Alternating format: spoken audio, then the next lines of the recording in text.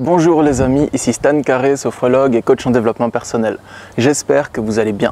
Cette vidéo, je la fais pour les personnes qui se demandent est-ce que je dois couper les ponts avec un ou une perverse narcissique. Des fois, cette question, elle paraît un peu radicale et elle peut faire peur. On se demande est-ce que je dois couper les ponts avec mon conjoint, ma conjointe perverse narcissique, ou bien est-ce qu'il y a une autre solution? Est-ce que c'est possible qu'on reste amis? Est-ce que je peux l'aider à changer?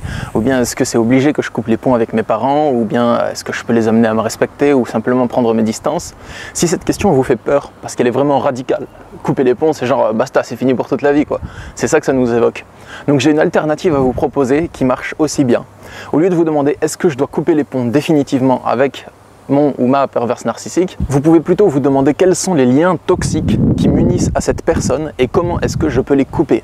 Au lieu de vous demander est-ce que je dois couper les ponts définitivement, plus de contact, no contact, vous pouvez vous demander quelles sont les attaches toxiques qui me lient à cette personne et comment couper ces attaches toxiques.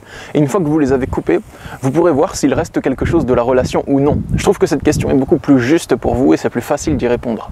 Les liens toxiques, c'est simplement les raisons qui font que vous restez avec cette personne et c'est des raisons qui ne sont pas bonnes pour vous.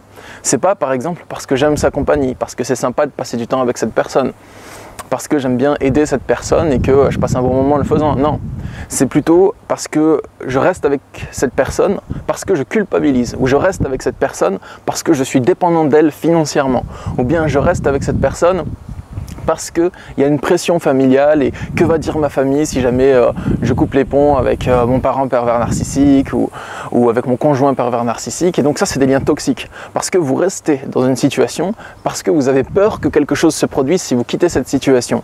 Les liens positifs, c'est les liens qui ne sont pas liés à la peur. C'est les liens qui sont liés à la joie, à l'amour, à l'envie, au désir, tout ça.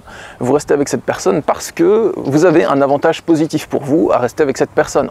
Comme vos amis par exemple.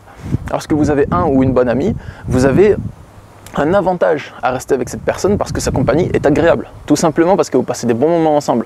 Le pervers narcissique, c'est pas ça du tout. Rapidement, il se transforme en votre confident et votre meilleur ami et il devient à la fois votre pire ennemi. Donc identifiez les attaches toxiques qui vous lient au pervers narcissique et travaillez pour y mettre un terme. Si c'est de la culpabilité toxique, essayez de mettre un terme à la culpabilité toxique. J'ai fait plusieurs vidéos pour mettre un terme à la culpabilité, pour prendre la responsabilité de nos actes et rendre à l'autre la responsabilité de ses propres émotions.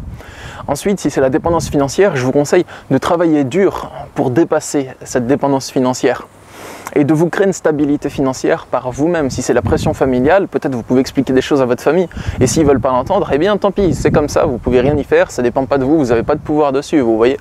Du coup, une fois que vous avez coupé ces attaches, que reste-t-il de la relation? Est-ce que vous avez encore une relation avec le pervers narcissique une fois qu'il n'y a plus de lien toxique?